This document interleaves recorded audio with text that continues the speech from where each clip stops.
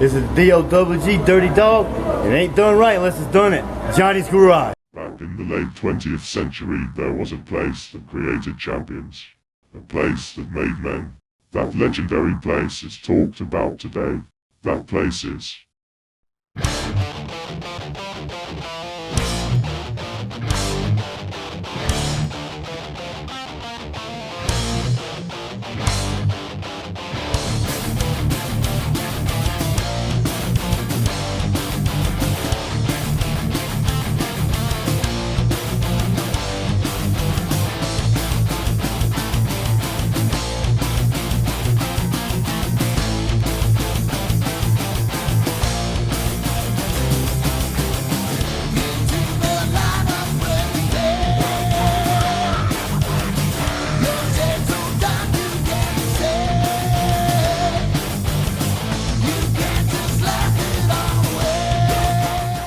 You know, that same thing Steven Regal did with Bill Goldberg. Steven Regal, Bill Goldberg. I would get this. I was down at the WCW power plant whenever Bill Goldberg was trying to make his appearance, and you know, they're trying to bring in somebody who look like to be like Stone Cold, I guess. And the whole time that they're there, I kid you not, you know, that they were bringing in 385 plus pound men, you know, and they brought in the guy that wrestled with us. They called him Big Max, and it was from the Highwayman. And the other guy, his name was Greg Oates, and his wife Crystal, I think, owned a gym there in like, I want to say Douglasville or somewhere, you know, they had a gym. But anyway, Greg is the one who done the HRS commercial for the hair replacement. And then he had to, you know, when you'd go to wrestle, he'd say, "Oh, don't touch the hair, you know." Greg Steele. Yeah, I know exactly who you're talking about. I pulled his hair off. You did? Yes, he did. Man, I'll tell you. I pulled his hair off. He didn't tell me anything before the match started, and I had him in a turnbuckle, and I reached up there and caught a handful of hair and pulled his hair off. And oops. Me and Scott, he's really like Scott Antal, Scott Stud, aka Scotty Riggs. We were tag teams, and we were wrestling the Junkyard Dog and the Candyman Ray Candy. Well, Scott and I put on these red tights with these lace heart shapes on the outside of the legs there at the thighs, and then we had this purple mask with like I think it had just a regular white type face on the mask, not like a heart shape or something. But we were called the Heartbreakers. Scott and I were, and we got some of these Halloween black wig masks, you know, and we put these Halloween, so the long black hair would hang out from the back of the mask. And we were down there working a show, and old Ray Candy reached down there to go to pick Scott up. When he did, he grabbed him by the back of the mask and back of the hood. And when he went to pull him up, his whole wig and everything come out. His mask didn't come off, but his wig come out. Junkyard Dog started saying, "Ooh, Candy Man, scalp another one." Man, it was to be there. I mean, it was great, man. I think I got a photo of it somewhere with a wig laying there in the turnbuckle in the corner. You can see JYD's reflection in the mirror. You know, it's pretty cool. But, you know, aren't you up there? Where are you at there, Death Row? What are you in South Carolina? Are you in North Georgia? No, I'm in the Montgomery area. I grew up on Continental. Oh, Montgomery, Alabama. Yeah. Because the reason why I asked for it was because I went up with Ken Timms here. I mean, man, I tell you, we did some shows in South Carolina for somebody, and they had a pretty big organization up there. They had an older gentleman who was the champion, of course, you know, the one who's running it and who's doing the promoting and everything. He's the heavyweight champion, of course. Of But course. yeah, of course, I mean they're gonna hold the belts, but I couldn't, I don't remember that, but it was in, I believe, I know we were in Sylvan, North Carolina 2 or 3 times. And me and Beth from Barry and Bull Buchanan and I was traveling together. And then, but we went up in South Carolina, booked with Ken Timms for something. Ken Timms has got us a booking up there. But the best one, man, let me tell you this: we were wrestling in Lakeland, Florida. We were down there, and the guy that was the guys that were putting the show, man, it was a big old huge concert. They had Don Williams playing, and Oh, wow. it was either Tracy Bird or Tracy Lawrence. It was at this music uh, amphitheater in Lakeland, Florida. Well, they had these teepees and stuff sitting there. Brian Armstrong, he was there as well, and myself and Coke Derringer was there, and we had these 2 hometown boys that was there. And man, they come up there and they sit there and they're like, "Hey man, well, we want to do this and this. The people here, they know us. We're the hometown guys. They know us. We're gonna do this and this, and we'll do this. We're gonna do this. Yes, well, Scott was a pretty big boy then, and I was probably 240 maybe, 230, 240 maybe. And Scott was probably 260, maybe 275. Scott was, he was a pretty good big guy. And we were probably 150 yards from the ring. So they took us down on the back of golf carts. Well, we're on the back of this golf cart, and this son of a gun's riding wheelies all the way down through there. Well, they get us down there to the ring, and then those hometown hero boys come in there, and we're trying to decide who's going to start. I said, man, I'll start. Scott said, sure. I said, sure, man. You going to take the pin? At least I can do a start. He said he'd take the pin. And he said, I said, man, I think I'm going to roll this boy up and spank his ass right here in front of everybody. And then I'll hook him in like a forward leg lock, little forward row, and spank him right. And he's like, I dare you. I said, man, you don't have to dare me. Watch this. We went to lock up. When we did, I pushed his right arm up and hooked my left leg in between his left leg behind his knee and did a forward roll, locking our knees together. And when he did, he's flat on his shoulders and his butt's right there beside me in my arm. So I spanked him 10 times right there in front of everybody in Lakeland, Florida. That boy jumped up. He come up, man. His eyes was about this freaking big around. He was like just, them boys didn't open their mouth the rest of the whole damn night match, man. They didn't do nothing except do whatever in the world we did until it come time they said for us to go home. I made a tag or something to stop me, And then Ken Timms. Y'all remember Mr. International Ken Timms? Yep. Oh, yeah. Ken Timms hired me. He called me. He had a guy they called Popeye the Sailor Man.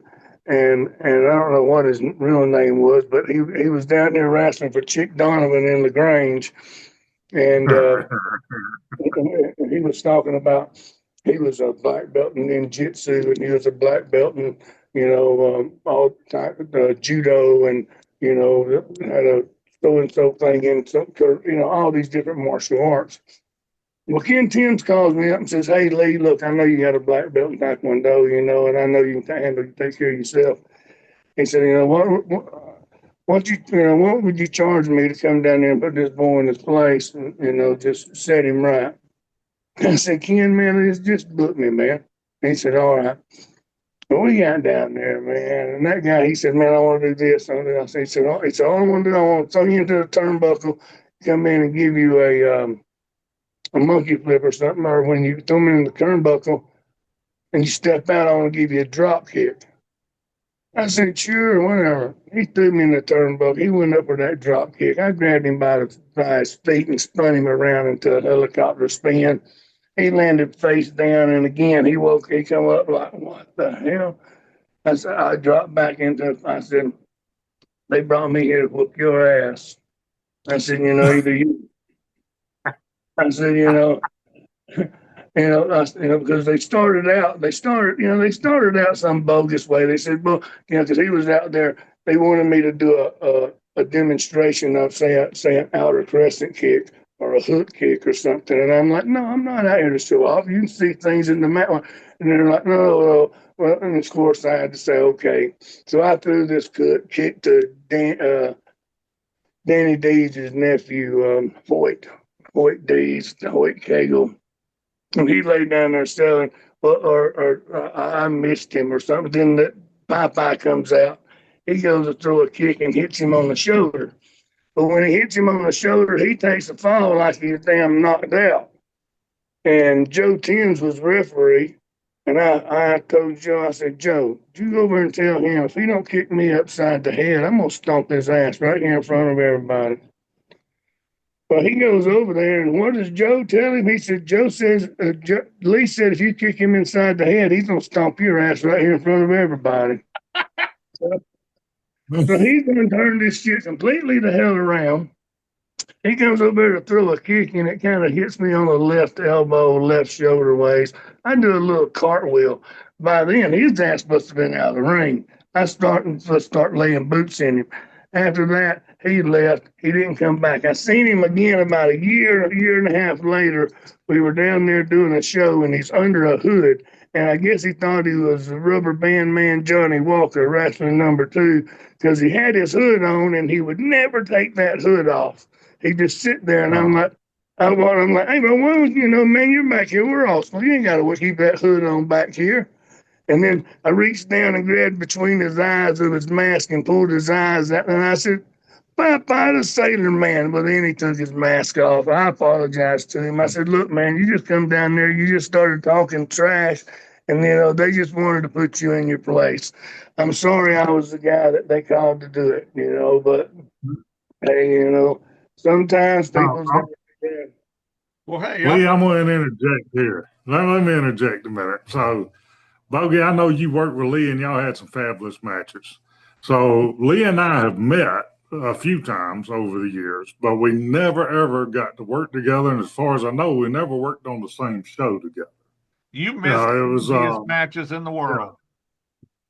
Yeah, well, we missed each other. So when you were in Columbus area doing all that good work, I was down in Florida working. And then when I come up to Columbus, you were gone. And but when one of the things we talk about on this show in particular is what we have to do to be wrestlers and the real side of wrestling, the stuff we had to go through, and what you just talked about. When you say you have to look at the guy and go, they brought me here to kick your ass. And that, I want everybody to know that's a very real thing, because I've had to make that same statement more than once in my career, where they would bring me in to smarten somebody up because they just don't know what they're doing, or they're trying to run roughshod over the other wrestlers, and they need somebody to let them know that they ain't able to do that. And so on the real side of this thing was the stuff that we had to do to keep a job or to get a job, really, was to be able to go in there and smarten somebody up and do what needed to be done. And so it's making me feel good to hear you dropping some good old names. One of them would be Bo LeDuc. Bo LeDuc was my very, very first wrestling match was against Bo LeDuc. Really? For me, he was my break-in match, yeah. Man, I had 2 or 3 matches. I had a man, you want to talk about how we had to break into the business, man. I got a story to tell you, and it's just like everybody else. I got screwed over, but I had a couple, 1, 2 matches, but my real first professional athlete, match against a true professional, well-known person was against Scott Armstrong. And it was myself, Pistol Fez Watley, Thunderbolt Patterson, the Hands of Stone and Ronnie Garvin, Ted Allen, Thunderbolt Patterson's son, along with, he just had gotten out of college. He was wearing glasses. He was trying to get into the business. I don't think he ever went into the business. got her started wrestling, and I think Terry Lawler and Bad Boy Billy Black. I think Terry wound up wrestling Billy Black, but I started my training back out in late '88 or '89, early '89 with Brett Wayne Sawyer, Mad Dog Buzz Sawyer's brother, and Okay. he showed me tapes of him wrestling with, Ric Flair and all these people, and him being Mad Dog Buzz Sawyer's brother. I thought that he would be able to do more for me, than Ted Allen, which I was totally mistaken, because they're all out to screw you over. Well, I paid him to train me. I paid him for a pair of boots that I never received. Uh, um, I paid him for this, and then we had the first match. We had the first match, and it was like right there at the end of June at Nickajack Park in Smyrna, Georgia. It was an outdoor show, and I was leaving for vacation right afterwards. So when we had this match, I wrestled this college wrestler that did wrestling, but I don't think. And we were training. I trained with the Coe twins. Started shortly right after I did. The Kent and Keith Coe. They were Coe twins. They went to wrestle in WCW for a while. Well, after being trained, I had the first match. I went on vacation. Come back. Well, now all of Brett's phone numbers are disconnected. Brett is gone. He's totally gone. No, I can't go online again. Oh. Anyway, so Brett, I mean, he was gone. So I went over to his house. When I went over to his house, there's for lease signs all over the house. So he just packed up and moved. I didn't know, but he had done moved off up into Gwinnett County. I didn't hear from him till about a year and a half, 2 hours later, when he called trying to get booked for All South Championship Wrestling. And he's like, "Lee, did you learn anything?" And I'm like, "Well, like what he said, that everybody's out to screw you over." And I said, "Yeah, brother, I learned that. I learned that, it seems that way, and even with Ted, I went to Ted and I'm like, "Hey, look, buddy, he was running Rome's." And I'm like, "Look, buddy, I'm trained to wrestle, I'd like to come up here and wrestle." He's like, "Lee, I thought you was going to train with me." And I said, "Well, Ted, I was, but I met up with Brett Wayne Sawyer, and I thought that he could do more for." And he's like, "Look, man," he said, "I trained Arnold Anderson. I trained so-and-so. I trained this guy and this guy." He said, and now here you are up here trying to go to work. He said, "I got a phone book here of over 100 wrestlers' names in it that I could call, and any one of them can come up here and do whatever I ask. Why should I give you the opportunity and the chance to come up here and wrestle in front of the crowd, and me put you in front of an audience?" Right then, the light bulb went off. I'm like, "Okay, what's it going to cost me for you to finish my training?" Well, you done been screwed over once. You done been screwed over once, and this and that. So, and I don't mind anything. Well, how about $500? I'm like, shit, now I got to go back and I got to say, "Look, I done paid all this money out. Now I got to come up with another $500 to give the." And then we went up there on a Saturday to Dillard's Music Park where they had a ring set up all the time. And he said, "When you do this, I jump straight up in the air, 6 foot in the air, and come flopping right down on my back. I do all these." He's like, "Man," he said, "Heck, you're trained." I said, "I told you that." But I had to line his pocket, Now, Ted also, I had a 2-night booking for the fair in Dalton, Georgia, and for Friday and Saturday night. And he didn't even, he done sold his rings. His ring was he didn't have it new and completed. He thought he did. Well, I had this booking. Next thing I know, Ted's calling me and saying, "Hey, can I borrow your ring?" And I'm like, "Well, I'm sorry, it's booked out this weekend. I've got it booked at Dalton Fair." He said, "No, they said they canceled on you." I said, what do you mean they canceled on me? I said, I ain't heard a damn word from nobody, man. I ain't talking to nobody. Ain't nobody tried to reach me. They said, well, they said they tried to reach you and they couldn't get in touch with you. So they canceled on you. So I'm supposed to take a ring up there, but my ring's not ready yet. So, and I'm thinking, so in other words, so you gonna take my booking, you gonna make $400 or $500 using my ring at Dalton Fairgrounds, doing what and where I would have already been at. Why don't you just give me the booking back? Well, I'm saying, I'm gonna get paid to wrestle. And he said, look, if it's about the money, I'll split the money. Well, it wasn't about, the money wasn't the principle. The principle was just the fact that he had daggone pulled some strings, done whatever, and then without having a damn, I don't know how that is. What's the meeting ID? I don't know. Hey, John, what's the meeting ID? You got a computer here, and I can switch over to this computer and might have a better picture or whatnot, and I don't have to sit here and trying to hold this phone. You got a I meeting? don't know, man. I kind of like this blurry picture of you. It's easier on the eyes. Well, that's because look, man, I'm not trying to damn smarten nobody up, but John, I talked to John about 30 minutes before we went on the air, because I told him, I said, man, I might have to get some glasses out to see these small little letters. I didn't want to getting no reading glasses out. He said, oh, don't worry, we'll both probably have our glasses out. So that's why you're seeing blurry stuff. All right. I'm going to give you the meeting ID on here. Can she hear? Yes, sir. Yes, sir. Just 1 second. Just 1 second.